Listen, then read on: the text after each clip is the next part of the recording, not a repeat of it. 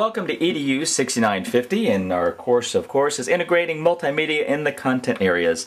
And the idea that we've been discussing has been mastery learning. Well, for today's topic, we want to think about how do I implement mastery learning. That's a big thing. I mean, we've talked about what it is, but now what do I do to make it work? Well, the first thing I've got to stop and think about, I've got to think about my course.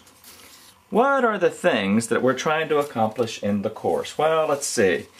I want to think about what are some multimedia resources that we're going to be using, or what is multimedia learning, or let's see, what is mastery learning? That's something that's important. How about like today's topic, how do I implement mastery learning, or how do I put all this into creating a unit of study? Well, that's great. It's just kind of jumbled around, and fortunately I put numbers next to them so I know what I'm going to do next.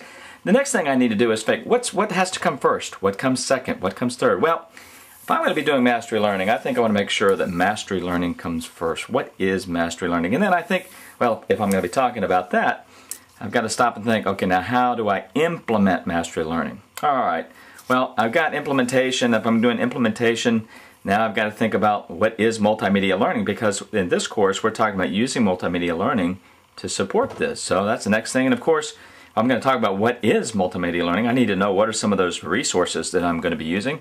And then ultimately, how do I put all this together into a unit of study? So each of these pieces become individual units or plans for what I want to accomplish. Well, I'm not going to focus on all of this today.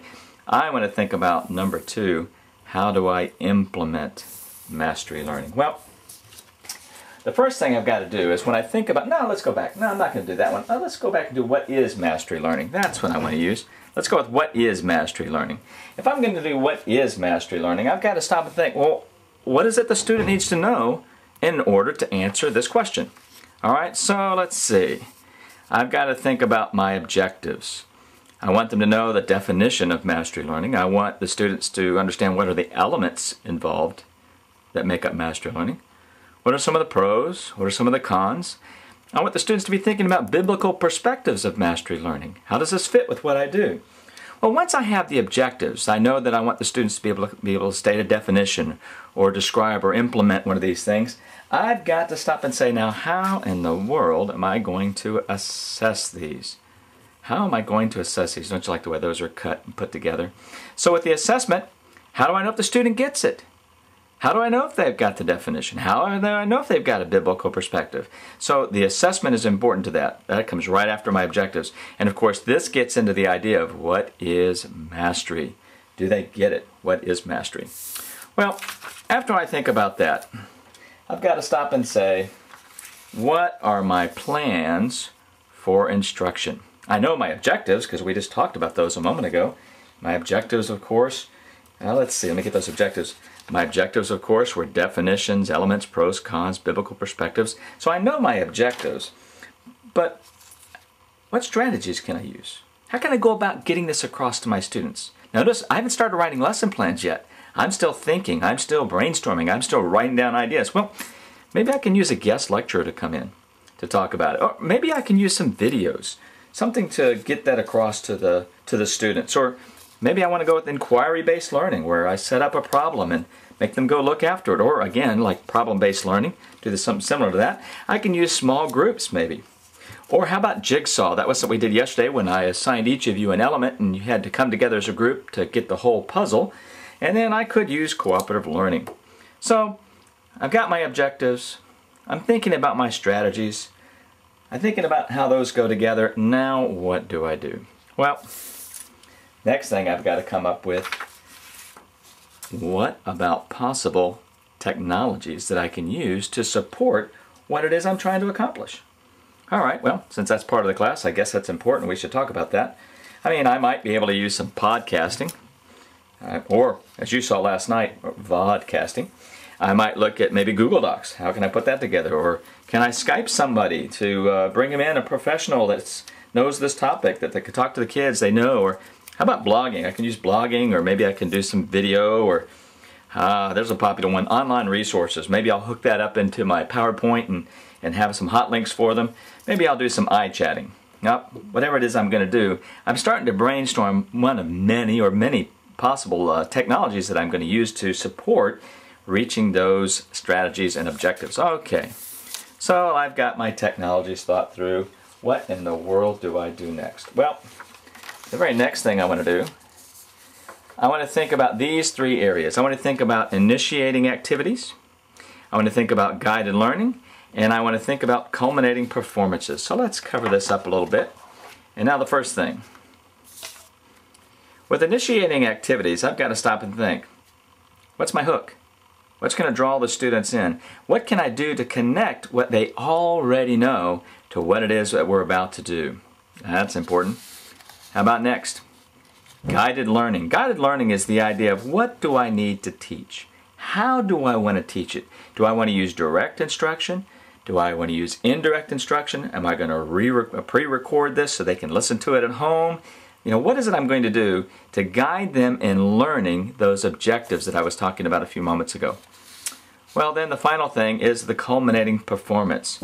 What are the big projects? Maybe I'm going to do role-playing or drama of some kind.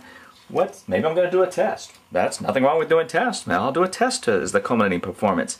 Some way that they have to demonstrate that they've got that. So if we put all these together, after we've done the possible technologies, now we're thinking, well, let's see. Remember the possible technologies? Now that we've done that, now we're going into these ideas. This is starting to be more serious in my approach to my planning. All right, so I'm starting to write all this down. I'm starting to talk to my friends. I'm starting to think what I did last year. I'm starting to think about this group and the dynamics of this group. How are they different? What best reaches to them? What is their interest? How can I involve the interest in doing these kinds of things? Well, the model that I just showed you comes from Recesso and Orrell's book, Integrating Technology into Teaching. And they're been put out by Houghton Mifflin. And this is a drawing of one of their tables that they put out. And I like this. And basically, here's what you've got. You're developing a learning unit. If I'm going to design my instruction, I've got to stop and think first, what are my objectives? What is it they need to know? What is it that I've got to teach them? And then after I do that, again, I start thinking about those instructional strategies. What am I going to use? Now, am I going to use cooperative learning? Am I going to use Jigsaw? Remember some of those things we were talking about? Am I going to use those things? And then what about the possible technologies? Am I going to do iChat or something else to help get them across this information? And then, of course, the assessment. Now, in their model, they put assessment right over here. But as I was talking about before, it's probably best to have it over here right after objectives. Because if I know what my objective is going to be, the next thing I've got to think is how are they going to demonstrate that? They know that. And these, in that order, will help determine what I do with these next items. You don't have to do it that way, but that's what I recommend. Now over here on the side, we've got learning continuum. And there's that learning continuum of what am I going to do to initiate the activity? What is the hook? What is the thing to connect with something that they already know? And I always have to remember that the kids that come into my classroom don't come from an equal playing field. None of them, they don't always have the same experiences. And so I've got to remember that as I'm planning. I can't take that for granted. I can't assume. I have to learn that by my conversations with my students. And there we go back to relationships as we were talking about yesterday. Then I'm getting into the guided learning. That was the direct instruction, indirect instruction. What is my plan? What am I going to do to teach these objectives? And by the way, remember, these are not just activities. These are lessons. These are things that are going to guide them into learning objectives. An activity can be done, but that's not the instruction. The instruction of the content is something else. Well, then of course we've got our culminating performance. How am I going to assess it? How am I going to show that they've got the mastery? Or how are they going to show it actually? So we put these together and then we come into this box right here, learner-centered activities and technology integration. Now this in brainstorming is just to think about this and think about this and what can I do here that involves technology that has a learner focus.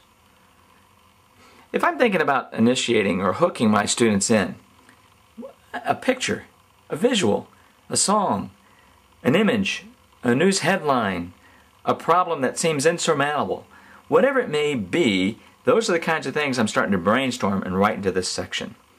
So when I take all of these and I've got them down on paper, now I can start to formulate step by step in my unit. I can formulate my lessons because I know, okay, if I've got these various objectives for the lesson, What comes first? Lesson number 1. What comes second? Lesson number 2. And all of those go together to form a unit, and also I can use that whole idea of mastery learning in doing this topic.